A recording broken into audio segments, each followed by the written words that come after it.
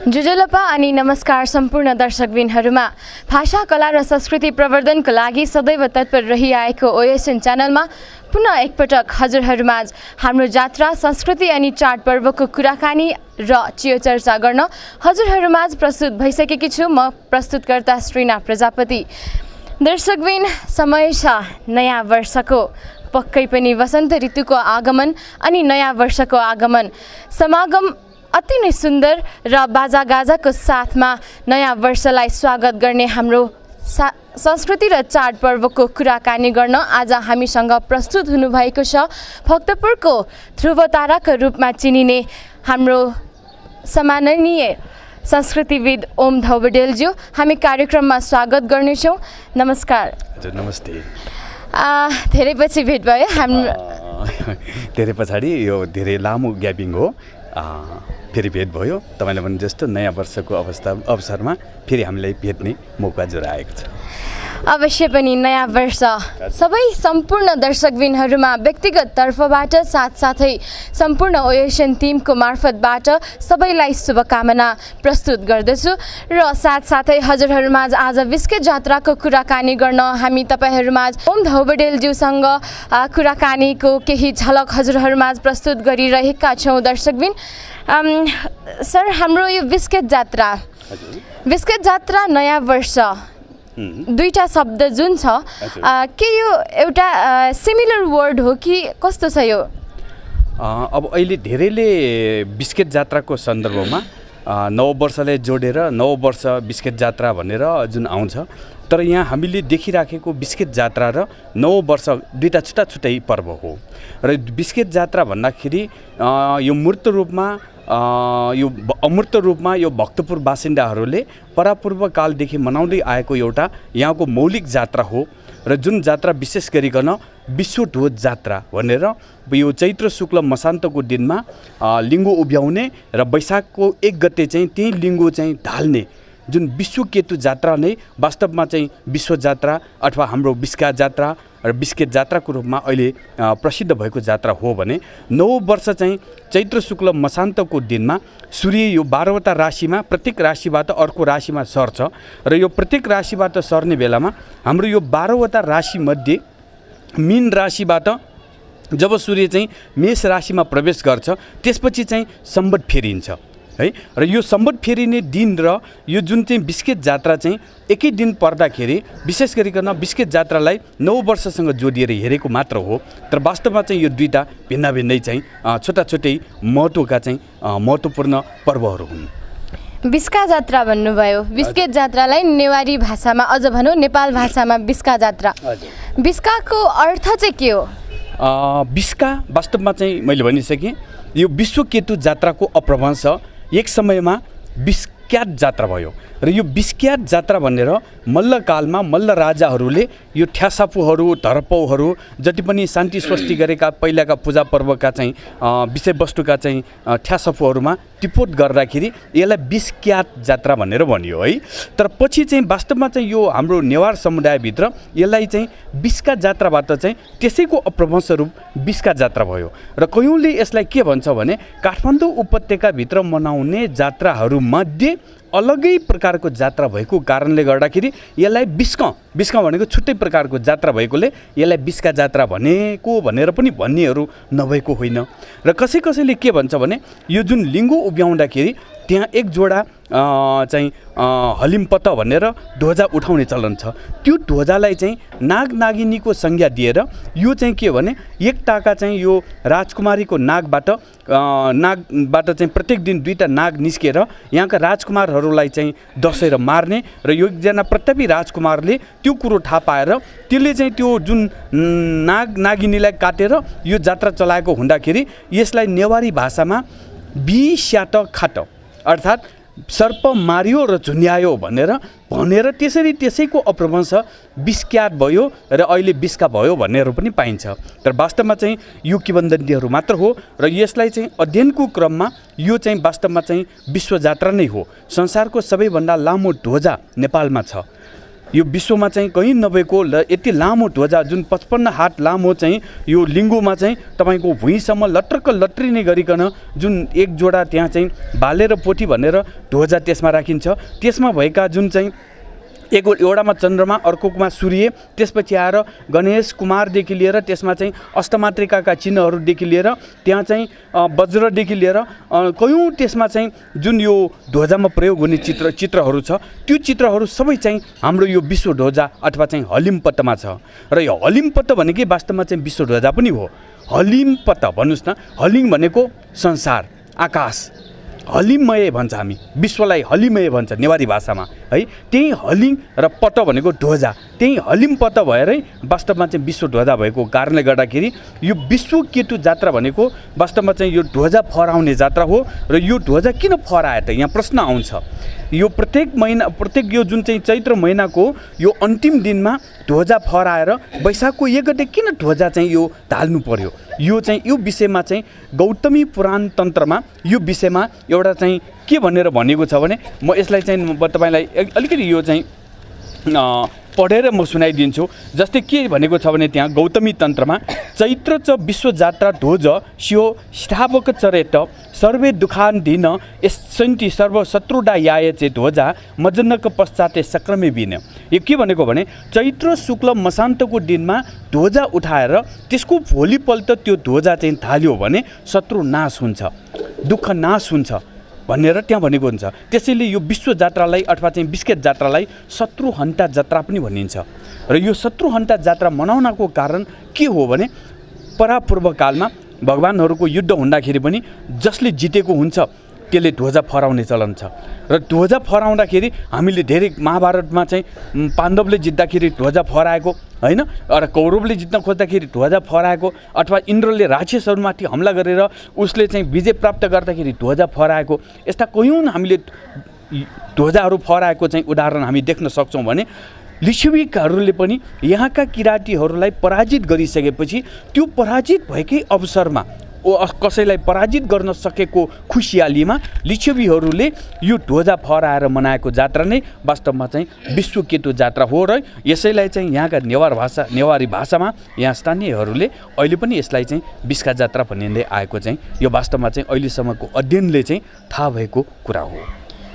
पक्कै पनि नेपाल भाषा अलिकति छुट्टै छ, जुनसुकै शब्दलाई पनि एउटा छुट्टै प्रकारले अझ नयाँ शब्द निकालेर बनाउने हाम्रो नेपाल भाषा पक्कै पनि गरिमामय छ।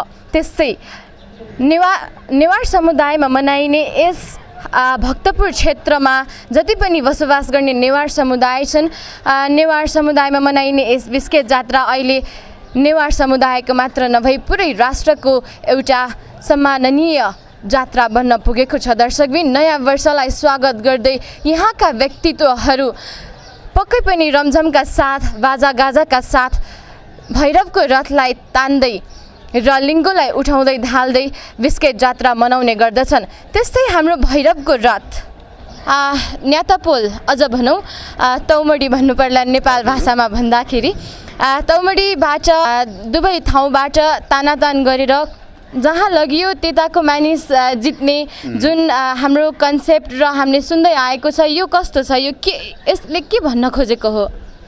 यसमा चाहिँ एउटा कुरा म के भन्न चाहन्छु भने कुनै समय तपाईँले भनेको जस्तो बिस्केट जात्रा भनेको भक्तपुरभित्र मात्र सीमित जात्रा थियो। अझ एउटा कुरा के भने भक्तपुरको तल्लो भेग कोने र माथिल्लो भेग थने छ। र यो भक्तपुरको कोने र थने मध्ये पनि भक्तपुरमा चाहिँ विजयादशमी चाहिँ माथिल्लो भेगको जात्रा हो रे। अनि यो जुन चाहिँ भैरवको रथ छ नि तान्ने जुन बिस्केट जात्रा छ, यो चाहिँ भक्तपुरको चाहिँ तल्लो भेगको जात्रा हो रे।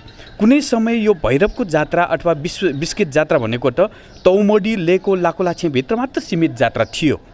र त्यसरी चाहिँ यो थोरै समय थोरै ठाउँमा थोरै क्षेत्रफलभित्र सीमित रहेको जात्रा वास्तवमा चाहिँ यो विश्वकै जात्रा हो, संसारको सबै मानिसहरूले हेर्ने जात्रा हो भन्ने कुरा त वंशावलीमा पनि उल्लेख छ। वंशावलीमा के भनेको छ भने जुन योसिङ खेलमा लिङ्गो उभ्याउने बेलामा 1 लाख जना मानिस, त्यति बेलाकै समयमा 1 लाख जना मानिस जम्मा नभइकन लिङ्गो उभिँदैन रे। त्यस्तो किसिमको एउटा धारणाले पनि यो ठाउँमा चाहिँ ठुलो एउटा चाहिँ हामी क्षेत्रफलको एउटा ठाउँ देख्न सक्छौँ। त्यो एरियामा लिङ्गु उभ्याएको जात्रा हेर्नको लागि सबै ठाउँबाट मान्छेहरू आएर त्यो ठाउँमा जम्मा भएको हुन्छ। र यो सन्दर्भमा जुन अहिले तपाईँले भनेको जस्तो जुन भैरवको रथ छ, पाँचतले मन्दिर अथवा तौमडीमा भैरवको रथ बनाइसकेपछि त्यो रथलाई अगाडिपट्टि 5वटा डोरी, पछाडिपट्टि 4वटा डोरी राखेर जुन सबै मान्छेहरू माथिल्ला भेगका मानिसहरू रथको माथिल्लो भेगतिर बस्छ, तल्लो भेगका मानिसहरू रथको तल्लो भेगमा अथवा बेताल जहाँतिर छ त्यहाँतिर बस्छ र रथ तानातान गर्छ। त्यति बेलाको एउटा जुन मानिसहरूको एउटा चाहिँ स्वरबद्ध रूपमा चाहिँ आवाज हामी सुन्न सक्छौँ, हस्से हाइसे भनेर। जुन एकजना मान्छेले हस्से भन्छ भने त्यसले चाहिँ सबैलाई, अर्को सबै मान्छेले डोरी तान्दै हाइसे भन्छ।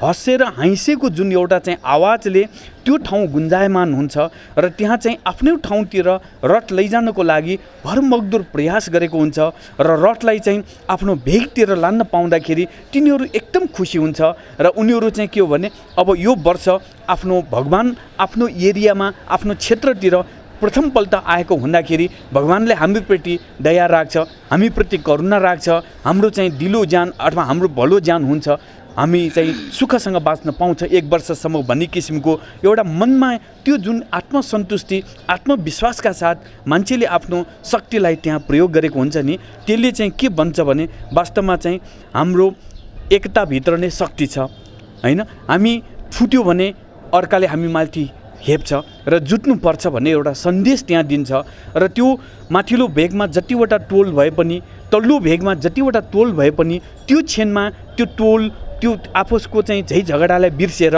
आफ्नै एरियातिर चाहिँ भैरवको रथ लानको लागि जुन एक किसिमको त्यहाँ चाहिँ मान्छेले देखाएको आत्मविश्वास र जुन एकताको चिन्ह छ नि, त्यो एकताको शक्तिलाई नै बरकरार राखेर त्यसलाई नै जीवित राखेर अहिलेसम्म पनि भैरवको जात्रा चल्दै आएको छ र तौमडीलाई भक्तपुर नगरको केन्द्रबिन्दु मानेर त्यहाँभन्दा तल ठने अथवा कोने अथवा त्योभन्दा माथि ठने अथवा त्योभन्दा तल कोनेमा चाहिँ रथ लैजानको लागि जुन किसिमको त्यहाँ सङ्घर्ष हुन्छ त्यो चाहिँ हेर्ने नै वास्तवमा चाहिँ यो काठमाडौँ उपत्यकाभित्र जति पनि जात्रा हुन्छ नि, अन्य ठाउँमा चाहिँ यो क्षण हेर्न सक्दैन अथवा पाउँदैन।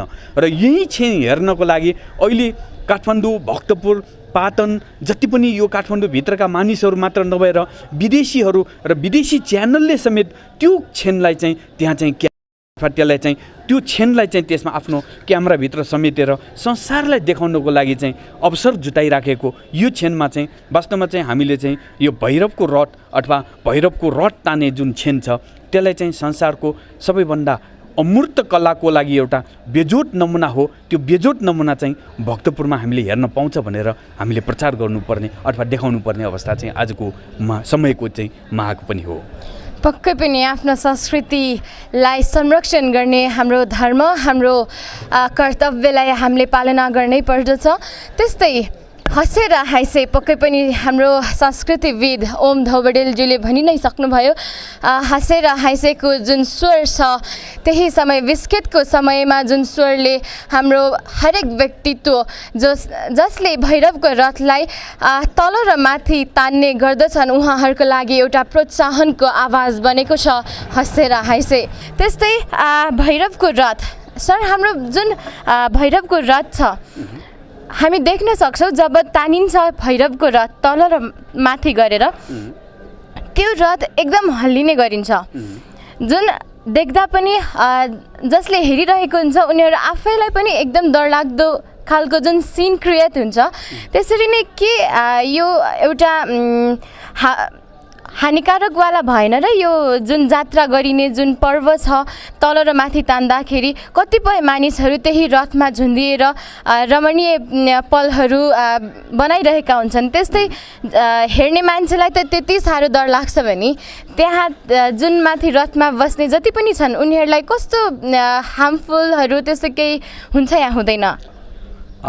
यो चाहिँ वास्तवमा चाहिँ के हो भने अब बाहिर हेर्ने हाम्रो लागि हामीले भनेको कुरा भयो, तर वास्तवमा चाहिँ जो मानिस रथमा बसेको हुन्छ, रथको अनुभव उसले पाएको हुन्छ, उसको लागि त त्यो एउटा स्वर्गीय क्षण नै हो, स्वर्गीय आनन्द नै प्राप्त हुन्छ। तर त्यसो भन्दैमा जो पायो त्यो चाहिँ रथमा बस्न पाइँदैन। परम्पराको यदि कुरा गर्ने हो भने रथभित्र बस्नको लागि जुत्ता लगाउनु हुँदैन, छालाका चिजबिजहरू त्यहाँ लैजान निषेध छ, किनभने यो भगवानको मन्दिर हो। त्यहाँभित्र भैरवनाथको साक्षात मूर्ति त्यहाँभित्र विराजमान छन् र त्यो ठाउँमा जुत्ताहरू लगाउनु हुँदैन, फोहोर शब्दहरू बोल्न पाइँदैन। र त्यहाँ चाहिँ के हो भने तपाईँको चाहिँ अझ पहिलाको यदि कुरा गर्ने हो भने त्यो रथमा बस्ने मानिसहरू शुद्ध भएर भोको पेटमा भगवानको आराधना गरेर भात नखाइकन जामा भन्ने लुगा लगाएर बस्नुपर्छ। र उहाँहरूले जुन किसिमले त्यो रथमा बस्दाखेरि गर्नुपर्ने पालना गर्नुपर्ने नियमहरू छ, त्यो यदि पालना गर्ने हो भने त्यो रथभित्र 13 जना व्यक्तिभन्दा बढी बस्न पाइँदैन। रथ बनाउने शिल्पकारहरू 4 जना 4 कुनामा बस्छ। त्यसपछि आएर भैरवनाथको मुख्य 4वटा ढोकामा 4 जना भैलो नाइकेहरू बस्छ। तलेजुको जोशी, तलेजुको राजोपाध्याय र अगाडि र पछाडि त्यो जुन चाहिँ हँसेर हाँसे गर्दाखेरि त्यो हप्पा बेगु भनेर भन्छ, त्यो आह्वान गर्ने 2 जना व्यक्तिहरू बाहेक यो भैरवनाथको मन्दिरभित्र अरू व्यक्ति बस्न निषेधित थियो त्यति बेला। र त्यति बेलाको त्यो अवस्थालाई यदि अहिले हामीले मनन गर्ने हो भने अहिले त भैरवनाथको रथभित्र जो पायो त्यो चढ्ने र त्यहाँ जुत्ताको त कुरै छोडौँ, त्यहाँ हरेक किसिमको चाहिँ त्यो मन्दिरलाई चाहिँ अपवित्र गर्ने कार्य गरेकै कारणले गर्दाखेरि अहिले तपाईँले भने जस्तो यो भैरवनाथको रथ जुन तान्दाखेरि धेरै मान्छे दुर्घटनामा पर्छ र दुर्घटनामा बढी मान्छे घाइते हुने रथभित्र बसेकै मान्छे घाइते हुन्छ।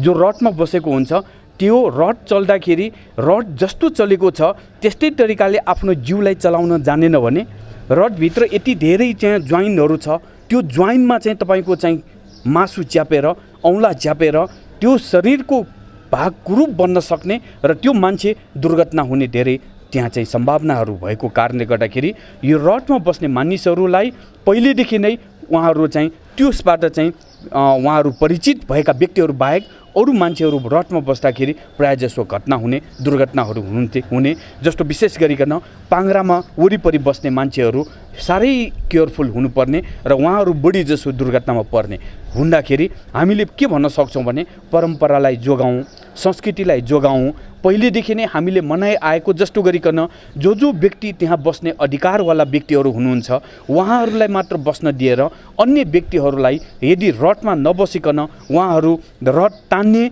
र उहाँहरूले चाहिँ रथको वरिपरि बरु सुरक्षाको हिसाबले उहाँहरूले स्वयंसेवकको रूपमा काम गरिदिनु भयो भने हाम्रो जात्रामा यस्तो दुर्घटनाहरू त प्राय हुँदैन। किनभने यो जात्रा अहिलेको मात्र जात्रा होइन, सयौँ वर्ष हजारौँ वर्षदेखि चलिआएको जात्रा। यदि त्यो जात्रा हानिकारक भएको भए, हार्मफुल भएको भए हाम्रो पुर्खाहरूले किन चलाउँछ?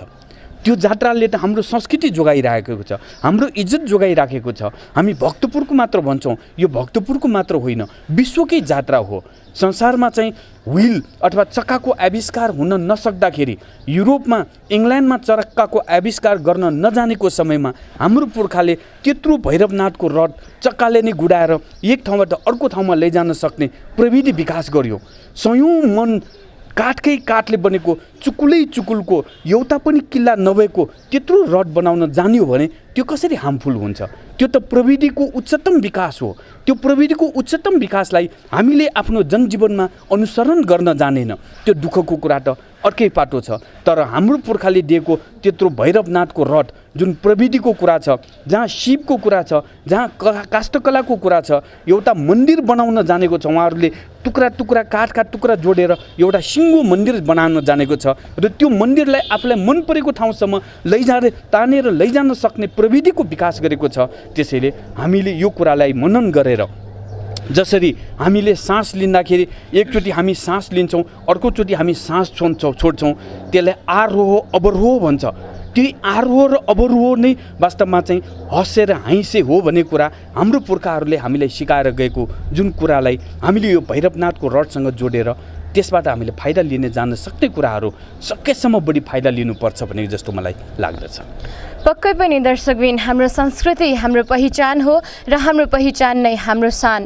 त्यस्तै हाम्रो पहिचानलाई जोगाउनु हाम्रो कर्तव्य, संस्कृतिलाई जोगाउनु हाम्रो कर्तव्य भएको कारण भैरवनाथको रथमा जसरी हाम्रो सरले भन्नुभयो, संस्कृतिविदले भन्नुभयो, त्यसरी नै हामीले पनि हाम्रो जात्रालाई हामीले संयम भएर एकताबद्ध भएर र अनुशासनमा बसेर यदि हाम्रो संस्कृतिलाई पालना गर्ने हो भने हामी विश्व सम्पदामा विश्वमा परिचित हुन सफल नहुने होइन।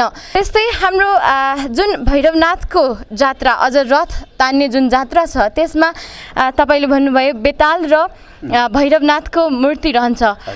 बेताल र भैरवनाथको मूर्ति भन्नाले दुईटा भगवान छुट्टा छुट्टै हुन्। कस्तो खालको भूमिका खेल्छन् यी दुई भगवानले?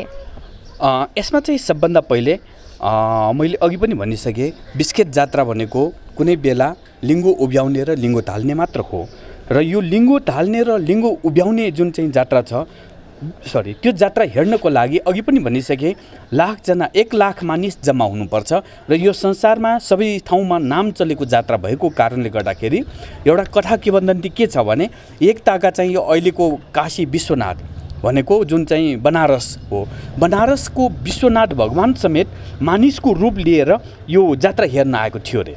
र यो मानिसको रूप लिएर जात्रा हेर्न आउँदाखेरि यहाँको राजाले आफ्नो तान्त्रिकले चाहिँ यहाँको राजालाई काशी विश्वनाथ भगवानको रूप लिएर जात्रा हेर्न आएको छ, उहाँलाई यही ठाउँमा राख्न सक्यो भने हाम्रो ठाउँमा सहकाल आउँछ, हाम्रो ठाउँमा चाहिँ अन्न होइन यहाँ सुन फल्छ भनेर जुन राजाले भनेछ। र तान्त्रिकले भनेको कुरालाई चाहिँ राजाले मानेर त्यसो भए त्यो भगवानलाई कसरी चिन्ने त, उहाँलाई कसरी यहाँ हामी राख्ने भनेर भन्दाखेरि तान्त्रिकले त्यसको लागि म व्यवस्था गर्छु भनेर भनेछ अरे। त्यो जुन योसिङ खेलमा चाहिँ जात्रा हेरेको 1 लाखजना मानिसहरूको बिचमा त्यो भगवानको रूप लिएर आएको मान्छेको टाउको चाहिँ अरूको भन्दा एउटा अग्लो थियो अरे टाउको है। त्यहाँ चाहिँ त्यो तान्त्रिकले चाहिँ आफ्नो गुप्तचरहरू लगाएर त्यहाँ पासुकाले चाहिँ त्यो तान्त्रिकबाट हिसाबबाट भगवानलाई चाहिँ त्यहाँ बन्धनमा पार्नको लागि चाहिँ प्रयास गर्दाखेरि भगवानले त्यो कुरो थाहा पाएर आफू जहाँ उभिरहेको थियो त्यो जमिन मुनि आफै दबेर जान खोज्यो अरे। र जमिन मुनि आफै दबिएर जाँदाखेरि त्यो तान्त्रिकलाई त फसाद परेछ।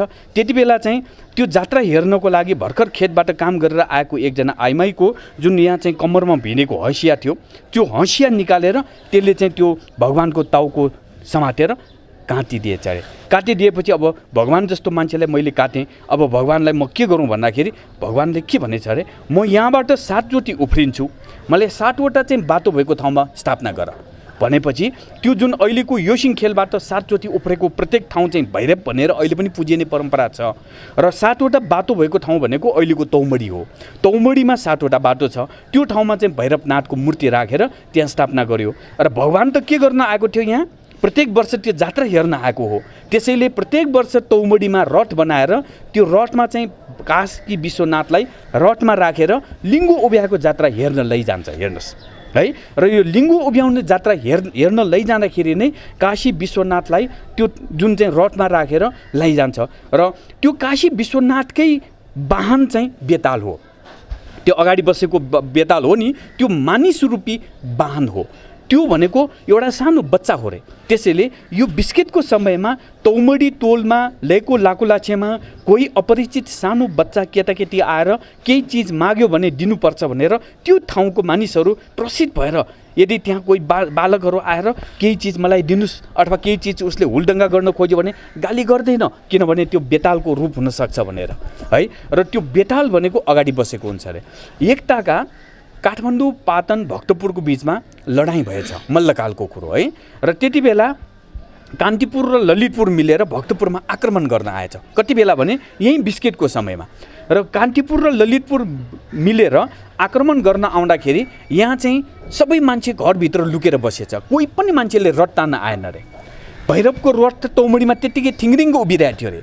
त्यति बेला त्यही वीर बेताल भनेर त्यो बालक छ नि, त्यो बेताल चाहिँ बाहिर आएर ऊ एक्लैले चाहिँ त्यो औँलामा चाहिँ डोरी बाँधेर त्यसले भैरवको रथलाई तानेर गैतीमा चाहिँ लग्यो अरे। गैतीबाट चाहिँ उसले योसिङ खेलमा लगेर लिङ्गो पनि आफै उठायो अरे। हेर्नुहोस्, कोही मान्छे बाहिर नआएको बेलामा बेतालले त्यस्तो काम गरेर जात्रा पनि सम्पन्न गर्यो भनेर किंवदन्तीहरूमा हामीले सुन्न पाइन्छ। र यो कुरो इतिहासमा पनि सत्य छ। नेपाल सम्वत 780 कान्तिपुरका राजा प्रताप मल्लले भक्तपुरको बिस्केट जात्रा गर्न नदिने भनेर आक्रमण गर्न आएको त इतिहासमा उल्लेख छ। त्यति बेला भक्तपुरको यो मान्छेहरू सबैलाई यो 8वटा ढोकामा आफ्नो आफ्नो एरियामा तपाईँहरू सुरक्षित भएर चाहिँ कान्तिपुरको सेनालाई चाहिँ तपाईँहरू चाहिँ त्यहाँ चाहिँ भक्तपुर पस्न नदिनु भनेर राजाले उर्दी गरेर त्यहाँ चाहिँ त्यति बेलाको बिस्केट जात्रा गैती टोलमै भैरवको रट राखेर जात्रा समापन गरेको नेपाल सम्वत 780 घटनाले त कुरोको पनि पुष्टि गर्छ है। यसरी चाहिँ तत्कालीन समयमा बेतालले धेरै भूमिका खेलेको थियो। बेतालको त्यति मात्र होइन, बेतालले चाहिँ यहाँ तपाईँको चाहिँ यो रट बनाउने बेलामा त्यहाँका सिकर्मीहरूलाई त्यति बेला पनि के भने अब त्यो काठको सानो सानो टुक्रा जोडेर रट बनाउनुपर्छ है।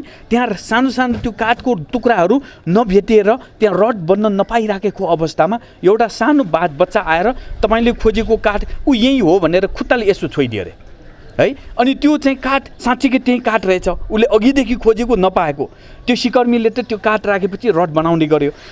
अघि मलाई त्यो काठ यही हो भनेर खुट्टाले देखाउने बच्चा कहाँ गयो भनेर तत्काल खोज्दाखेरि त्यो बच्चा कहीँ भेटेन अरे है। त्यो बच्चा त वीर बेताल रहेछ है। त्यसैले बेतालको पनि त्यहाँ ठुलो भूमिका छ। अब त्यसको सँगसँगै अर्को एउटा नकिन्जु ख भनेर एउटा अर्को सानो त्यहाँ रट हुन्छ। त्यो रटमा चाहिँ तपाईँको भद्रकाली देवीको मूर्ति हुन्छ है। अब बिस्केटको जात्रामा विशेष गरिकन यो लिङ्गु उभ्याएको जात्रा हेर्नको लागि चाहिँ भैरवनाथ, भद्रकाली र बेतालको चाहिँ त्यहाँ उपस्थिति हुने कुरा चाहिँ हाम्रो यो जात्राले पनि पुष्टि हुन्छ। त्यो बाहेक चाहिँ भक्तपुर नगरको अरू देवदेवीहरूको पनि आफ्नो आफ्नो ठाउँमा बिस्केटको समयमा जात्रा हुने त छँदैछ। नकिङ्जु भन्नुभयो। नकिङ्जु र हाम्रो जुन भैरवको रथ छ, दुईटा रथलाई जुदाइने पनि एउटा संस्कृति, एउटा केही परम्परा छ भनिन्छ। यो चाहिँ किन? यसमा चाहिँ एउटा किंवदन्ती के छ भने भैरव र भद्रकाली भनेको श्रीमान श्रीमती हुन् रे। अनि त्यहाँ एउटा कुरा के आउँछ भने भैरव र भद्रकालीको बिचमा एकचोटि उहाँहरूको बिचमा चाहिँ खटपट परेछ। खटपट परेपछि भद्रकाली चाहिँ रिसाएर माइती गएछ अरे। रिसाएको भद्रकालीलाई फकाउनको लागि भैरव चाहिँ उसको पछि गएछ अरे है। पछि गइसकेपछि त्यहाँबाट चाहिँ उनीहरू चाहिँ भद्रकालीलाई फकाएर जात्रा हेर्नको लागि लिङ्गु उभ्याएको जात्रा हेर्न जाउँ भनेर योसिङ खेलमा चाहिँ भैरव र भद्रकाली गएर सँगै योसिङ उठाएको जात्रा हेरेछ अरे। त्यसपछि उनीहरू दुवैजना खुसी भएर आएर गैतीमा चाहिँ त्यो भैरव र भद्रकालीको रट चाहिँ जुडाएछ अरे। त्यसको अर्थ भद्रकालीलाई मनाएछ भैरवले है। त्यसपछि चाहिँ भद्रकाली चाहिँ त्यसपछि नयाँ लुगा लिनको लागि फेरि चाहिँ माइतीमै गएछ। माइतीमा चाहिँ नयाँ लुगा नदिएकोले फेरि रिसाएर माइती गएछ। फेरि भद्रकाली चाहिँ नयाँ लुगा, भैरव चाहिँ नयाँ लुगा दिनको लागि भद्रकालीको चाहिँ माइतीमा चाहिँ फेरि बोलाउन गएछ र नयाँ लुगा भद्रकालीलाई दिइसकेपछि दुवैजना खुसी भएर फेरि तौमडीमा आउँछ। यो जात्रामा चाहिँ भैरव र भद्रकालीलाई श्रीमान र श्रीमती र नयाँ दिएको छ। र वास्तवमा चाहिँ भद्रकाली भनेको हाम्रै देवी हुन्। यही भक्तपुरकै पहिलेदेखि नै यहीँको पुर्खोली, यहीँको चेलीबेटी हुन् भद्रकाली भनेको। नकिन्जु लिबी है, नकिन्जु अजिमा ऊ चाहिँ को भने लिबी, अहिले पनि लिबी भन्छ, लिबी अजिमा भन्छ। त्यो लिबी भन्ने ठाउँको चाहिँ बुढी आमा हो भद्रकाली भनेको। वास्तवमा चाहिँ भद्रकाली भनेको हामी सबै मानवको, जुन अहिले हामी भन्छौँ नि ब्रह्माजीले हामीलाई सृष्टि गर्यो भन्छ। मानवलाई कसले सृष्टि गर्यो भन्दाखेरि ब्रह्माजीले सृष्टि गर्यो। तर वास्तवमा चाहिँ वैष्णवी त्यही भद्रकालीले सृष्टि गरेर हामी मान्छे बनेको हौँ। त्यो भद्रकाली जब हामी मान्छेबाट चाहिँ हामी चाहिँ आफ्नो देह त्याग गर्छ नि, मान्छे जब मर्छ नि, त्यही भद्रकालीकै अगाडि गएर हामी मसानमा चाहिँ आफ्नो जिउलाई चाहिँ फेरि उहाँले नै हामीलाई दिएको, हामी उहाँलाई नै आफ्नो मासु हाड सबै अर्पण गर्छौँ भद्रकाली देवी है। र यही भद्रकाली देवीकै अगाडि चाहिँ लिङ्गो उभ्याउने परम्परा पनि छ। यो कुराहरूलाई हामीले जोडेर हेर्दाखेरि भद्रकालीलाई यहीँको एकजना चेली हो भन्न सक्छौँ भने अब भैरव त मैले अघि भनिसकेँ, ऊ त काशी विश्वनाथ हो। बाहिरबाट आएर यहाँ चाहिँ बस्न आएको एकजना देवता हुन् र उसलाई चाहिँ हामीले चाहिँ आफ्नो पुर्खाको रूपमा पछि मात्र हामीले यहाँ स्थापित गरेर तौमडीमा स्थापना गरेको हो। त्योभन्दा अगाडि चाहिँ हामी कहाँ भद्रकाली देवी पहिलेदेखि नै थियो भन्ने कुरा देखिन आउँछ। त्यस्तै भद्रकाली देवी हामी भक्तपुर नगरका चेली हुन् भन्ने हामीले हाम्रो संस्कृतिविदज्यूबाट थाहा पाइसकेका छौँ दर्शकबिन। त्यस्तै भैरवनाथलाई तान्दै जुन यसिङखेल भन्नुभयो, यसिङखेलमा लगिसकेपछि मात्र लिङ्गो ठड्याउने जुन प्रक्रिया छ यसको बारेमा केही बताइदिनुहोस्। त्यो जुन लिङ्ग उठाउँदाखेरि लगहरू राखेर उठाइन्छ त्यसमा कस्तो खालको प्रक्रियाहरू हुने गर्दछ? वास्तवमा चाहिँ यो जुन लिङ्गो उभ्याउने प्रक्रिया छ, यो 55 हातको लिङ्गो जुन छ, यो लिङ्गो वास्तवमा चाहिँ कुनै क्रेनले अथवा कुनै चाहिँ यान्त्रिकले नभइकन मानिसहरूले त्यहाँ 8वटा डोरीहरू राखेर त्यो डोरीलाई चाहिँ एक किसिमले त्यो डोरी 8वटा डोरीमा बसेका मानिसहरूले एउटै समयमा त्यहाँ हँसेर हाँसे भन्दाखेरि यदि त्यो पालो मिलेन भने त्यहाँ सयौँजना मान्छेले त्यो डोरी ताने पनि लिङ्गो कहिले पनि उभिँदैन, बरु बिचमा लिङ्गो भाँचिएर लिङ्गो टुक्रा हुन्छ।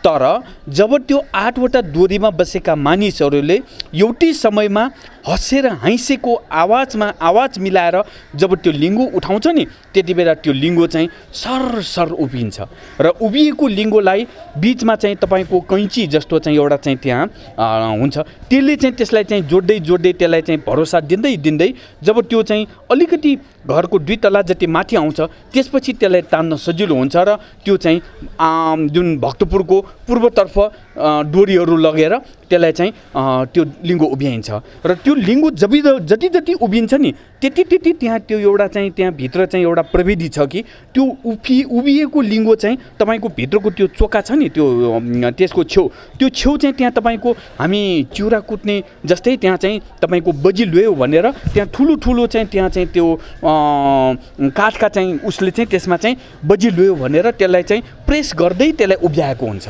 यो वास्तवमा चाहिँ एक किसिमले भन्ने हो भने त हाम्रा पुर्खाहरूले यति धेरै मेहनत किन गर्नु पर्यो होला, त्यो काठको त्यत्रो लामो लिङ्गै किन उठाउनु पर्यो होला, हैन? उहाँहरूले त्यो जुन एउटा जात्रा चलाएको छ नि त्यहाँ एउटा प्रविधिको कुरा आउँछ। उहाँहरूले प्रविधिलाई यति राम्रोसँग त्यहाँ चाहिँ युटिलाइज गरेको छ कि प्रयोग गरेको छ कि त्यो प्रविधिको भरपुर हामीले चाहिँ त्यहाँ अनुसन्धान गर्नुपर्छ। तर अहिले चाहिँ हामीले त्यो लिङ्गो उभ्याउँछ भन्छ, कयौँ सालमा लिङ्गो भाँच्छ भन्छ, लिङ्गो भाँचेको पनि हामीले देखिराखेको छौँ, लिङ्गो भाँचेर धेरै मान्छेलाई दुर्घटना परे पनि हामी देखिराखेको छौँ। यो किन भयो भनेर अनुसन्धान हामी गर्दैनौँ र लिङ्गो कसरी उभिन्छ भनेर अहिलेसम्म पनि कसैले अनुसन्धान गरेको पनि हामी देख्दैनौँ।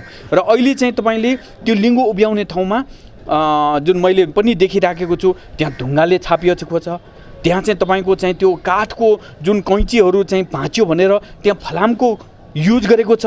तर त्यो चाहिँ के हो भने समय अनुकूल चाहिँ हामीले कुनै चिजलाई परिवर्तन गर्नु त पर्छ, तर हामीले पुर्खाले चलाएर गएको प्रविधि र सिपलाई हामीले आँखा चिम्लेर नयाँ कुराको प्रयोग गर्ने हो भने त अहिले क्रेन ल्याएर त्यो उभ्याए पनि भइहाल्यो नि, त्यत्रो मान्छेले किन त्यहाँ प्रयोग गर्ने, होइन? त्यसो भन्दैमा त्यसो गर्नु भनेको मूर्खता हो। जुन हिजोको दिनमा त्यहाँ चाहिँ तपाईँको चाहिँ त्यहाँ चाहिँ माटो नै थियो, त्यो माटोमा चाहिँ तपाईँको त्यो लिङ्गो ढाल्ने बेलामा त्यो माटोमा पर्दाखेरि लिङ्गो कहिले पनि बिग्रिँदैन। हेर्नुहोस्, त्यो माटोमा तपाईँको त्यो एकचोटि परेको लिङ्गो त्यहाँ ट्याप्पै तास्छ। तर अहिले जुन चाहिँ ढुङ्गा छ अथवा इँटा छ त्यसमा परेको लिङ्गो बज्रिन्छ, त्यो लिङ्गो चाहिँ धेरै जसो लिङ्गोको पार्ट बिग्रिन्छ।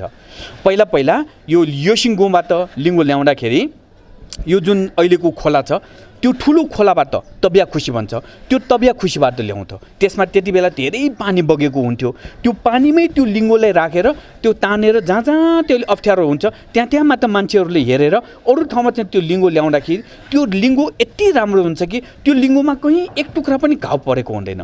तर अहिले हेर्नुहोस् त, लिङ्गो ल्याउँदाखेरि यो पिच रोडबाट तानेर ल्याउँछ, तपाईको पिच पनि बिग्रेको छ, लिङ्गोको काठ पनि सबै बिग्रेको छ है। त्यसैले हामीले हाम्रा प्रविधिहरूलाई अनुसरण गर्न जानेन भने अहिलेको नयाँ प्रविधिलाई हामीले चाहिँ पुरानो प्रविधिसँग जोडेर जुन पुरानो प्रविधिको कुरालाई त्यसको महत्त्वै नबुझिकन त्यसलाई हामी अहिले सजिलो बनाउने हेतुले मात्र यदि काम गर्छौँ भने वास्तवमा चाहिँ हाम्रो संस्कृति बच्दैन है। र यो कुरा भैरवनाथको रथमा पनि धेरैचोटि आएको छ।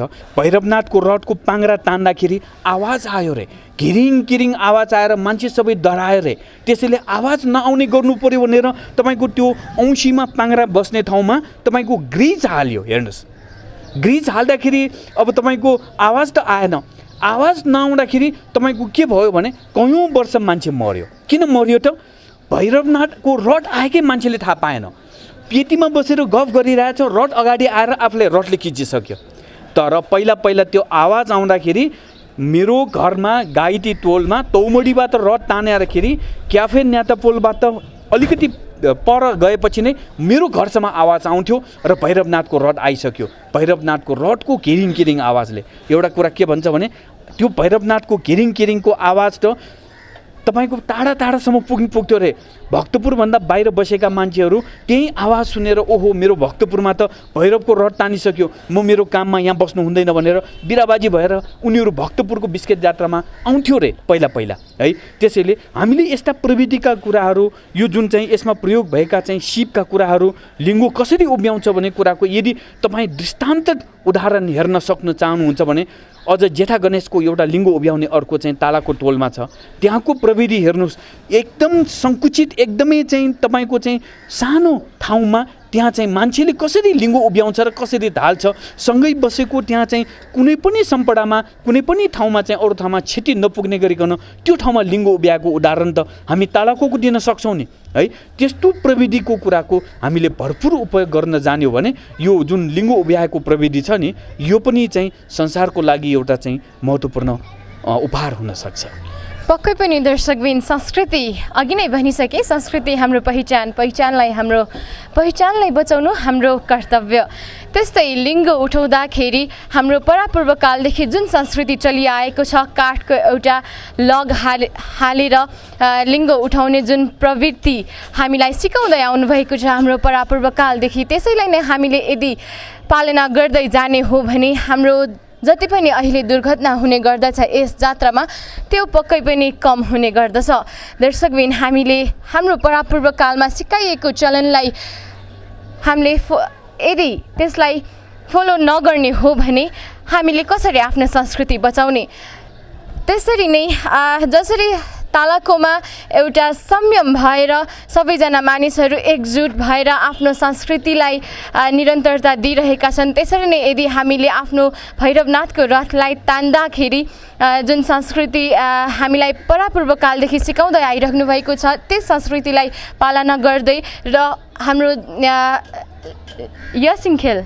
यसिङखेलमा उठाउने जुन लिङ्गोलाई पनि फलामको लग नहालिकन काठकै लग हाल्ने हो भने हाम्रो संस्कृति जोगाउन हामीलाई कुनै अप्ठ्यारो पर्दैन। दर्शकबिन हाम्रो संस्कृतिलाई बचाउनु हाम्रो कर्तव्य भन्दै सरसँग फेरि अर्को एउटा प्रश्न गर्न मन लाग्यो। हाम्रो भक्तपुर नगर भन्नाले यसै क्षेत्रलाई मात्र मानिँदैन, अरू ठाउँमा अलिकति हाम्रो छरछिमेक हाम्रो भक्तपुर नगर त मेन त यही भइहाल्यो।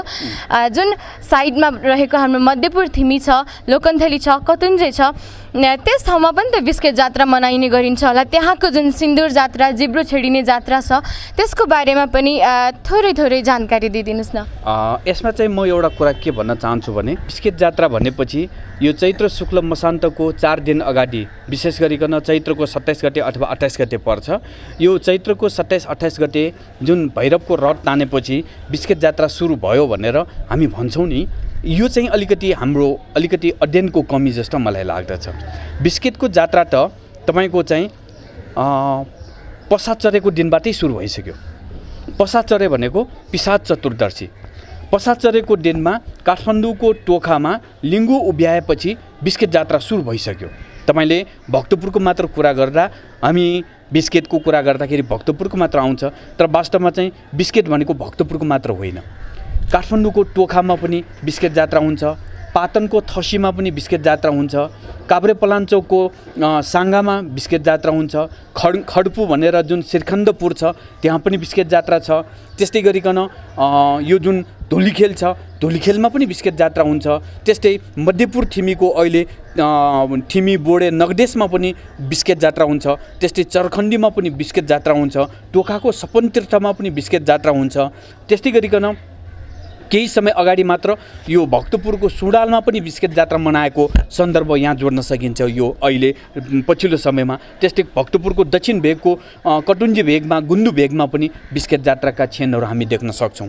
अब यो सबै कुराहरूलाई हामीले जोड्ने हो भने बिस्केट जात्रा भक्तपुरको मात्र होइन, बरु हामी के भन्न सक्छौँ भने एक ताका भक्तपुर नेपाल मण्डलको राजधानी हुँदाखेरि राजधानी भएको नाताले भक्तपुरमा राजा बस्थ्यो र यहाँको बिस्केट जात्रा एकदमै भव्य थियो। तर भक्तपुर अन्तर्गतका राज्यहरू जति पनि छन् नि अहिले मैले भनेका ती राज्यहरू भक्तपुर अन्तर्गत हुँदाखेरि भक्तपुरको जस्तै उनीहरूले पनि यो बिस्केटको समयमा आफ्नो आफ्नो ठाउँमा चाहिँ लिङ्गो उभ्याएर आफ्नो आफ्नो ठाउँमा चाहिँ त्यहाँका देवदेवीहरूको जात्रा गरेर बिस्केट जात्रा मनाएकै क्रमले गर्दाखेरि बिस्केट जात्रा भक्तपुरको चाहिँ मात्र नभइकन यो टोखादेखि लिएर ठसीदेखि लिएर यो सबै ठाउँमा चाहिँ हुन्छ र त्यसमध्ये विशेष गरिकन हामी के भन्न सक्छौँ भने यो बिस्केट जात्राको क्रममा जुन चैत्र 27 गते भक्तपुरमा चाहिँ लिङ्गो उभ्याइसकेपछि भक्तपुरमा त बिस्केट जात्रा धुमधामसँग सुरु भइहाल्यो।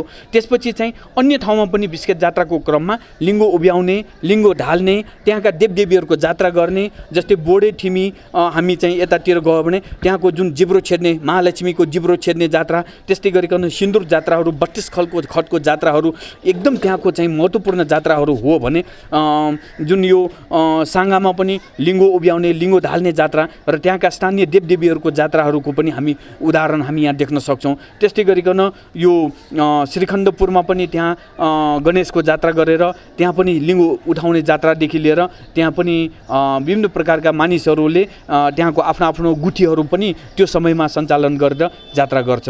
र यो सन्दर्भमा हामीले के भन्न सक्छौँ भने यो 8 रात 9 दिन लामो जात्रालाई हामीले त्यति बेलाका अष्टप्रदेशको जात्रा हो भनेर पनि हामी भन्न सक्छौँ। अष्टप्रदेशको जात्रा, अष्टप्रदेश पक्कै पनि संस्कृतिले हामीलाई छुट्टै एउटा जुन पहिचान दिलाएको छ त्यस संस्कृतिलाई हामीले जोगाउने हाम्रो कर्तव्यलाई पालना गर्नुपर्छ दर्शकबिन। त्यस्तै हाम्रो संस्कृतिमा जुन भैरवनाथको रथ तानिने जुन प्रक्रिया छ एउटा कम्पिटिसन जस्तै भनौँ न जुन चलिआएको छ त्यसमा जब त्यो रथ तानिने गरिन्छ तल र माथि गरिन्छ जुन हाम्रो नगर हाम्रो बजार मेन बजार रहेको छ त्यस बजारको छेउछेउको घरहरू पक्कै पनि क्षतिपूर्ण हुने गर्दछ। कतिको झ्यालहरू फुट्ने, बाटो बिग्रिने जस्तो जुन एउटा सिन क्रिएट हुन्छ त्यहाँ।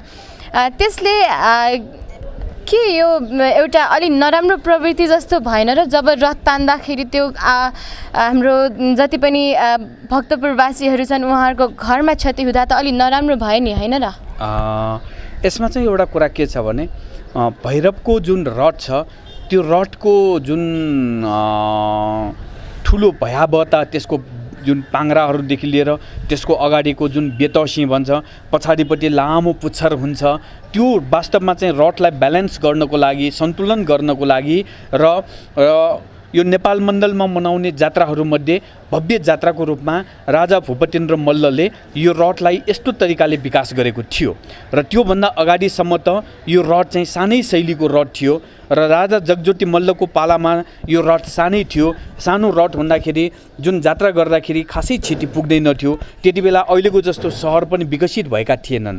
तर पछि चाहिँ जब भूपतिन्द्र मल्लले यो टौमडी टोललाई भक्तपुर नगरको मध्य भागको रूपमा विकास गरेर यहाँ 5 तल्ले मन्दिर बनाइसकेपछि यो ठाउँबाट चाहिँ रथ बनाएर ठुलो खालको रथ राखेर त्यसमा भैरवको रथ राखेर दुईतिर तान्ने र जुन तान्दाखेरि चाहिँ तपाईको जतापट्टि पहिला तान्न सक्यो त्यतातिर लगेर त्यसपछि गाइटीमै लगेर रथलाई चाहिँ देउ कहाँ बिजाकेगु भनेर जुन एक प्रकारले पहिलादेखि नै चलाइआएको परम्परा थियो। अहिले पनि त्यो परम्परालाई निरन्तरता दिने क्रममा मानिसले चाहिँ यो रथलाई अहिले चाहिँ अलिकति बढी चाहिँ तपाईको चाहिँ शक्ति प्रदर्शन गर्ने र आफ्नो जसरी हुन्छ शक्ति त्यहाँ लगाएर रथलाई चाहिँ जसरी हुन्छ आफ्नै भेगतिर लैजानको लागि चाहिँ गर्न हुने र गर्न नहुने दुवै कामहरू गरेर आएको अवस्थामा चाहिँ यो अहिले बजार एरियामा परेका घरहरूमा क्षति पुगिँदै आएको त अब यो 2-4 वर्ष अगाडिको मात्र कुरो होइन र यो 2-4 वर्ष अगाडिको मात्र कुरो नभएर यो विशेष गरिकन यो 2020-22 साल पछाडि चाहिँ यो जुन चाहिँ बाटो अलिकति फराकिलो गरिसकेपछि यहाँ चाहिँ रथ चाहिँ जतातिर पनि रथ जान सक्ने अवस्था आउँदाखेरि विशेष गरिकन यो बजार एरियाका अलिकति एकदम सिधा परेका घरहरूमा चाहिँ क्षति पुग्ने यो भइआएको सन्दर्भमा म स्वयं पनि एकजना यही ठाउँका मानिस हुँ जसको कि मेरो घर अगाडि त्यो रथ नआइकन बिस्केट जात्रा समापन नै हुँदैन। यो 27 गते रड तान्दाखेरि पनि मेरो घर अगाडि भएरै रड लैजानुपर्छ र 5 गते रडलाई समापन गर्दाखेरि मेरो घर अगाडिबाटै नै रड तानेर लैजानुपर्छ। सायद म यसमा चाहिँ साह्रै भुक्तभोगी पनि हुँ। यसमा म आफै पनि यसमा चाहिँ प्रत्येक वर्ष बिस्केट आइसकेपछि आउँदाखेरि मेरो घरको सुरक्षा कसरी गर्नु पर्ला भनेर म स्वयं सोच्नुपर्ने व्यक्ति भएको कारणले गर्दाखेरि पनि मलाई चाहिँ के लाग्दछ भने यो रडमा चाहिँ जुन किसिमको अहिले चाहिँ मान्छेले रड तान्ने जुन शैली छ नि त्यसमा अवश्य पनि परिवर्तन गर्नुपर्छ। यो रड भनेको हामीले शक्ति मात्र लगाएर यदि यस्तै नै तान्ने हो भने त तपाईको काठको मात्र होइन, यहाँ फलामको रड बनाए पनि त्यो रड पनि बिग्रिन्छ र सँगैका घरहरू पनि बिग्रिन्छ। र यदि हामी संयमित भएर यदि हामी चाहिँ एकदमै सिस्टमेटिक ढङ्गले सभ्य भएर रड तान्ने हो भने यहाँ न कसैको एक थोपा रगत बग्छ, न कसैको यो घरको एउटा इँटा बिग्रिन्छ र यो जात्रा यति रमाइलो हुन्छ, यति राम्रो हुन्छ। त्यसको लागि चाहिँ रड तान्दाखेरि दुवैतिरका पक्ष संयमित हुनुपर्छ। यो जात्रा हाम्रो हो, कतै घरमा अडेस लाग्न लाग्यो, घरमा ठेस लाग्न लाग्यो भने हामी पछाडि तान्नु पर्यो कि अगाडि तान्नु पर्यो कि त्यसरी चाहिँ जुन बाटो मिलाएर यदि रड तान्ने हो भने वास्तवमा यो रडबाट चाहिँ कुनै क्षति पनि हुँदैन। र हिजोको दिनमा त्यो एरियाका मानिसहरू भैरवको रड हेर्नको लागि बजार एरियामा आफ्नो घर बनाएर किन बस्यो होला? यदि त्यो रडबाट चाहिँ त्यस्तो दुर्दशा हुने, त्यो रडबाट नोक्सान हुने भएको भए त त्यो घरहरू त्यो बजार एरियामा बनाउँदैन। तर हाम्रो पुर्खाले त्यति बेला यो बजारको घर नै रोजेर उहाँहरूले अरू थुप्रै सम्पत्ति बेचेर त्यो बजारको एउटा घर चाहिँ बनाएर बसेको। तर अहिले आएर त्यो बजारमा बस्ने मानिसहरू बिस्किटको 2 दिन चाहिँ कतै बाहिरतिर अथवा बाहिर गल्लीतिर बस्न पाए पनि हुन्छ, हाम्रो घर किन यो बजारमा बनाएको होला भनेर सोच्नुपर्ने अवस्था यहाँ क्रिएट भएको छ, सिर्जना भएको छ। यो वास्तवमा चाहिँ यो अघि भने जस्तो रडले क्षति पुर्याउने कारणले नै हो, रडलाई राम्रोसँग नतान्दाखेरि नै हो।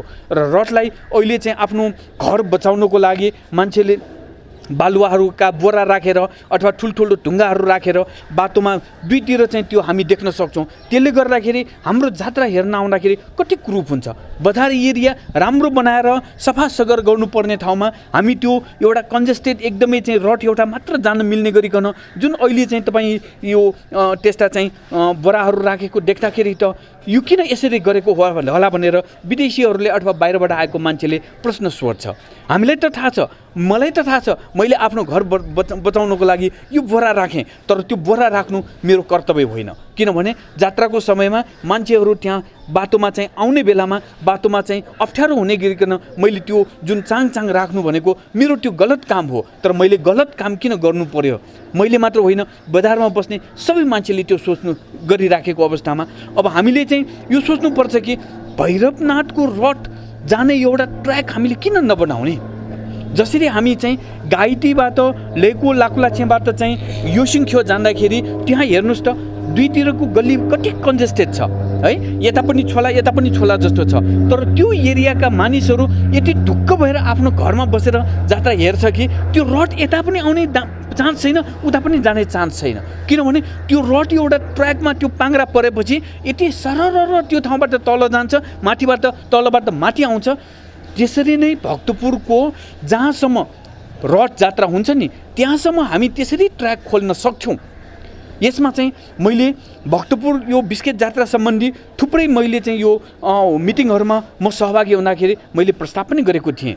र त्यो प्रस्तावको विषयमा यो बजार लाइन एरियाका धेरै मानिसहरूको एउटा चाहिँ कमिटी पनि बनाएर हामी चाहिँ त्यसको लागि एउटा निवेदन पनि दिनु पर्यो भनेर लागि परेको अवस्था थियो।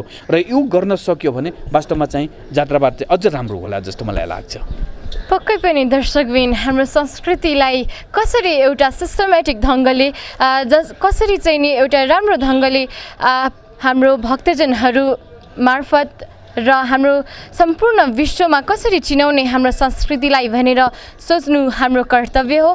त्यसरी नै हाम्रो भैरवनाथको रथलाई एउटा सिस्टमेटिकल्ली नै राम्रो तरिकाले विश्व सम्पदामा सूचीकृत गराउनु हाम्रो कर्तव्य हो। हाम्रो संस्कृति हाम्रो शान हो भने हाम्रो शानलाई हामीले पक्कै पनि एउटा आदरणीय र हाम्रो एउटा आदर सत्कार गर्ने ढङ्गले हामीले आफ्नो संस्कृतिलाई बचाउनु हाम्रो कर्तव्य हो। जति पनि मानिसहरू भक्तपुर नगरमा आएर यस जात्रालाई अवलोकन गर्ने गर्दछन् उनीहरूलाई गर्व रहोस् कि हामीले यस्तो जात्रा हेरेर आयौँ जहाँ थुप्रै मानव सागरहरू उर्लिएर स्वर्गको अनुभूति दिलाउने यस जात्रालाई हामीले पक्कै पनि जोगाउनु पर्दछ भनेर विश्व नै अगाडि बढोस् भनेर हामीले आफ्नो संस्कृतिलाई बचाउन जरुरी रहेको छ। दर्शकबिन, हाम्रो नयाँ वर्षको जात्रा बिस्केट जात्रा 27 गते यही आउँदो चैतको 27 गतेबाट सुरु हुन गइरहेको छ। दर्शकबिन, सर हाम्रो यो जुन बिस्केट जात्रा छ 27 गतेबाट पक्कै पनि सुरु हुन गइरहेको छ, जुन हाम्रो लागि गरिमामय नै रहेको छ। यो 27 गतेबाट सुरु हुने जात्रा कहिले कहिले के पर्दछ यो जानकारी दिइदिनुहोस् न। यसमा चाहिँ के छ भने हामीले 27 गते जात्रा सुरु हुन्छ, किनभने यो महिनामा 30 गतेसम्म भएको कारणले गर्दाखेरि यो चैत्र शुक्ल मसान्तको 4 दिनबाट सुरु हुने जात्रा हो र यो महिनामा 30 गतेसम्म भएको कारणले गर्दाखेरि 27 गते जात्रा सुरु हुन्छ। 27 गते देव कुहाँ बिजाकेको भन्छ, तर त्योभन्दा एक दिन अगाडि नै यो भैरवनाथका पुजारीहरूले भैरवनाथको चाहिँ गोप्य पूजा गर्छ, आगम पूजा भन्छ है। यो 26 गते उहाँहरूले गोप्य रूपमा चाहिँ भैरवनाथलाई भोलि जात्राको लागि चाहिँ तयारी स्वरूप उहाँहरूले पूजा गर्नुहुन्छ र 27 गते चाहिँ तपाईँको सबभन्दा पहिले त तौमडीमा रथ तयार हुन्छ र अहिले जुन चाहिँ यो 10-12 दिन अगाडिबाट सुरु भएको रथ बनाउन सुरु भएको छ त्यो दिन चाहिँ तयारी सम्पन्न हुन्छ।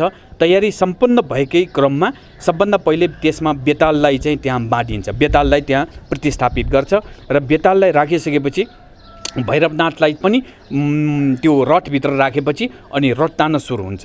रथ तान्न सुरु भइसकेपछि रथलाई माथिल्लो भेगमा र तल्लो भेगमा लगिसकेपछि भैरवनाथलाई गाइतीको जुन गाइतीमा विराजमान गराउँछ र त्यहाँ गाइतीमा विराजमान गराएको रथबाट भैरवनाथलाई त्यहाँबाट चाहिँ चपाले भन्ने एउटा ठाउँ छ, त्यहाँभित्रको एउटा मन्दिरमा राखिन्छ है। 27 गतेको वास्तवमा चाहिँ यति नै हो र 28 गतेको दिनलाई शून्य भन्छ। त्यो दिनमा वास्तवमा केही पनि हुँदैन, त्यो एक दिन चाहिँ आराम गर्ने दिन हो है, 28 गते दिन। र त्यो दिन चाहिँ सरकारी पूजाहरू चाहिँ हुन्छ र 29 गते चाहिँ जुन चाहिँ तपाईँको चाहिँ स्याक्को ट्याक्को भन्छ। स्याक्को ट्याक्को भनेको जति काट्न सक्यो, जति बलि दिन सक्यो त्यति जित भनेर यो भैरव, भद्रकाली, बेताल है र अष्टमातृका देवदेवी कहाँ चाहिँ राङ्गो बलि दिने, बोका बलि दिने, कुखुरा बलि दिनेहरू थुप्रै हुन्छ। घर घरबाट पूजा आउनुपर्छ है, त्यो दिन चाहिँ मासु भित्र्याउनुपर्छ घर घरमा। अनि 30 गते चाहिँ त्यस्तै 3-4 बजेतिर भैरवको रथमा भैरवलाई विराजमान गराएर, भद्रकालीको रथमा भद्रकालीलाई विराजमान गराएर भक्तपुरको योसिङ खेलमा पहिला रथ तान्छ। 2टा रथ त्यहाँ पुगिसकेपछि अनि लिङ्गो उभ्याउने काम हुन्छ है। त्योभन्दा बिहान नै तपाईँको तालाकोमा लिङ्गो उभ्याएको हुन्छ 30 गते बिहान है। र 1 गते चाहिँ तपाईँको बिहान चाहिँ भक्तपुरवासी र भक्तपुरभन्दा जहाँ बाहिरका मानिसहरू पनि भक्तपुरको चुपिङ घाटमा आएर लिङ्गो दर्शन गर्न आउँछ। त्यहाँ भैरव, भद्रकाली र जुन योसिङ देवलाई दर्शन गर्छ।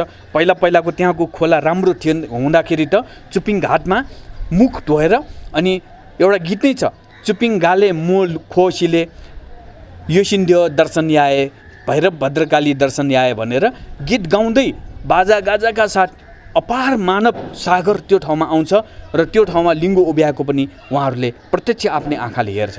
र त्यो दिन सपन तीर्थमा पनि ठुलो मेला लाग्छ, चरखण्डी तीर्थमा पनि ठुलो मेला लाग्छ है। र चैत्र जुन वैशाखको 1 गते साँझतिर लिङ्गो धाल्ने काम हुन्छ। लिङ्गो धालिसकेपछि तपाईँको भैरव र भद्रकालीलाई गाइतीमा तानेर ल्याएर त्यहाँ चाहिँ तपाईँको चाहिँ रथ जुडाउने काम हुन्छ। र यो रथ जुडाइसकेपछि विभिन्न ठाउँको रथ जुडाउने काम हुन्छ। त्योभन्दा अगाडि रथ त्यो जुन चाहिँ लिङ्गो उभ्याइसकेपछि लिङ्गो थालिसकेपछि बाराईको टिप्पा जात्रा हुन्छ। त्यस्तै गरिकन त्यसपछि चाहिँ भक्तपुरको टोलमा थुप्रै जात्रा हुन्छ। जस्तै इन्द्रायणीको त्वारीवा जात्रा हुन्छ, बाराईको टिप्पा जात्रा हुन्छ, महाकाली महालक्ष्मीको ख जात्रा हुन्छ, सुशीलाखा भैरवको जात्रा हुन्छ, बटुक भैरव भनेर बुल्चा भैरव र जेठा गणेशको जात्रा हुन्छ, सूर्यविनायक गणेशको जात्रा हुन्छ, ठनेको हाम्रो वडा नम्बर 1 मा अहिलेको वडा नम्बर 9 भन्छ, त्यहाँ चाहिँ ब्रह्माइनी र माहेश्वरीको जात्रा हुन्छ। यसरी जात्रा हुँदा हुँदा वैशाखको 4 गते यो नगरभरिको देवदेवीहरूलाई देवस्वगङ बेगु भनेर देउताहरूलाई चाहिँ आफ्नो तल तल ल्याएर विशेष गरिकन अष्टमातृका देवीहरू, भैरवहरू, गणेश र मासु खाने देवताहरू, बलि लिने देवताहरूको त्यहाँ चाहिँ देवस्वगम्बे गर्छ। र वैशाखको 4 गते साँझतिर भक्तपुरको चोछेको छुम गणेशको जात्रा हुन्छ। यो अन्तिम जात्रा हो है बिस्केटको। छुम गणेशको जात्रा भइसकेपछि वैशाखको 5 गते बिहान चाहिँ यो तालाकोको लिङ्गो हुन्छ नि, त्यो लिङ्गो ढाल्ने काम हुन्छ। र लिङ्गो ढालिसकेपछि अनि साँझमा चाहिँ भैरव र भद्रकालीलाई फेरि रथमा राखेर गाइतीबाट तानेर ल्याएर तौमडीसम्म ल्याइसकेपछि द्योठा बिजाकेगु सम्पन्न हुन्छ र बिस्केट जात्रा सम्पन्न हुन्छ। त्यसको 4औं दिनमा भैरवनाथका आचार्यहरूबाट भैरवनायहरूले फेरि बिच पूजा भनेर भैरवनाथको एकचोटि पूजा गरेपछि बल्ल बिस्केट जात्रा सम्पन्न हुन्छ। यो बिस्केट जात्राभित्र भक्तपुरमा हुने जात्रा यस्तै गरिकन ठिमी बोडेमा नगडेशदेखि लिएर टोखादेखि लिएर साङ्गादेखि लिएर थसीदेखि लिएर सबै ठाउँमा आफ्नो आफ्नै जात्रा चाहिँ यो जुन चाहिँ वैशाखको 2 गतेदेखि 4 गतेभित्र सम्पन्न गरिसके पर्छ। लगभग हाम्रो बिस्केट जात्रा तपाईँको अनुसार 1 हप्ता जति त मनाइने गरिन्छ। यसलाई चाहिँ 8 रात 9 दिनको जात्रा भन्छ, च्याचा गुन्नु भनेर। यो भक्तपुरको सन्दर्भमा मैले यसमा अघि अलिकति कुरो जोडिसकेँ। यो टोखामा पसाचरेमै बिस्केट जात्रा सुरु भइसक्यो। यसको एउटा छुट्टै कहानी छ, एउटा छुट्टै त्यसको विशेषता छ। काठमाडौँको टोखा भौगोलिक हिसाबले काठमाडौँको भेगभित्र पर्छ, तर सांस्कृतिक रूपले टोखामा भक्तपुरको धेरै चाहिँ प्रभाव छ र भक्तपुरको प्रभावको कारणले गर्दाखेरि त्यहाँ बिस्केट जात्रा पनि मनाउँछ र पसाचरी पनि मनाउँछ। भक्तपुरको विशेषता नै लिङ्गो हो। त्यो लिङ्गो चाहिँ पसाचरीकै दिनमा त्यहाँ उभ्याएर चाहिँ भक्तपुरको संस्कृतिप्रति उनीहरूको जुन एउटा सम्मान छ त्यो व्यक्त गरिसकेको छ। तर भौगोलिक रूपले काठमाडौँ परेको कारणले गर्दाखेरि पसाचरी त त्यहाँ पसाचरीकै दिनमा मनाउने नै भयो। त्यसैले दुईटा संस्कृतिलाई एकैचोटि टोखावासीले मनाएर भक्तपुरको संस्कृतिलाई पनि टोखावासीले सम्मान गरेको कुरा यो जुन टोखामा उठाएको लिङ्गोले चाहिँ दिन्छ।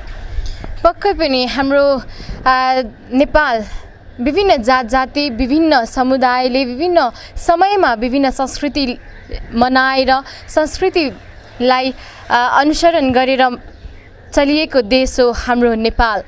त्यसरी नै आफ्नो संस्कृतिलाई आफूले मात्र नभए एकअर्काको संस्कृतिलाई पनि एउटा सम्मान दिएर मनाउँदैछन् हाम्रा नेपालीहरू एकअर्काको संस्कृति र जात्राहरू। त्यस्तै दर्शकबिन हामीले आफ्नो संस्कृति बचाउनु एकदमै धेरै जरुरी छ। हाम्रो संस्कृति पक्कै पनि हाम्रो पहिचान भनि नै सके दर्शकबिन, आफ्नो पहिचानलाई जोगाउनु हाम्रो कर्तव्य हो। त्यसरी नै हाम्रो संस्कृति, हाम्रो नयाँ वर्ष र बिस्केट जात्राको सम्पूर्णमा पुनः एकपटक शुभकामना ज्ञापन गर्दै संस्कृतिविदज्यू ओम धवडेलज्यूबाट अन्तिम हजुरको केही अन्तिम शब्दहरू सोध्न चाहे। यसमा चाहिँ मेरो बिस्केट जात्राको सबैमा शुभकामना। बिस्केट जात्रा लसताए फुकैसिया भिन्जेमा। पक्कै पनि सबैको भलो नै हुने होला। जसरी हाम्रो संस्कृतिविद ओम धवडेलज्यूले भन्नुभयो, सबैको भलो होस् नव वर्षमा। नयाँ वर्ष भनेको नयाँ आगमन, नयाँ जीवनको आगमन नै हो भन्ने विश्वास सबैमा रहिआएको छ। जसरी हामी नयाँ लुगा लगाउने गर्दछौँ नयाँ वर्षमा, त्यसरी नै नयाँ जीवनको सुरुवात होस् सबै भक्तजन तथा दर्शकहरूको भन्ने आशाका साथ नव वर्षको पुनः एकपटक हजुरहरूमा सबैमा शुभकामना दिँदै, यदि तपाईँहरूलाई पनि सबैमाझ शुभकामना दिने इच्छा छ भने हाम्रो च्यानल मार्फत, हाम्रो ओएसएन च्यानल मार्फत तपाईँहरू शुभकामना दिन सक्नुहुनेछ। शुभकामना दिन हामीलाई सम्पर्क गर्न सक्नुहुनेछ ६६ 14 393 दर्शकबिन, शुभकामना नै हाम्रो जीवनमा एकदम धेरै उपयोग हुने गर्दछ। कसैको शुभकामनाबाट हामीलाई केही प्रोत्साहन पनि मिल्ने गर्दछ। त्यसर्थ बिस्केट जात्राको बारेमा केही जानकारी दिएर हजुरहरूमाझ अझै बिस्केट जात्राको अति आवश्यक कुराहरू बताइदिनु हुने संस्कृतिविदज्यू ओम धवडेलज्यूलाई एकदम धेरै धन्यवाद। हामी माझ आएर केही उहाँको अमूल्य समय दिएर हामीलाई बिस्केट जात्राको केही जानकारी दिनुभयो, त्यसको लागि धेरै धन्यवाद। साथसाथै यस स्थानलाई प्रदान गर्दै हामीलाई सहयोग गर्नुहुने दि एरिना रेस्टुरेन्टलाई पनि देखाउने नै छौँ यही आउँदो 27 गतेबाट। दर्शकबिन विशेष बिस्केट जात्राको प्रत्यक्ष प्रसारणलाई नछुटाउनुहोस् र आफै हाम्रो संस्कृतिमा अझै पनि रम्न चाहनुहुन्छ भने सबैमा स्वागत यसै च्यानलबाट स्वागत गर्दै हामी यस कार्यक्रमबाट बिदा माग्न चाहन्छौँ। बिदा दिनुहोस्। म प्रस्तुतकर्ता श्रीना प्रजापति, साथमा क्यामेरामा साथ दिनुहुने क्यामेराम्यान राधेश्याम कैतीज्यूलाई।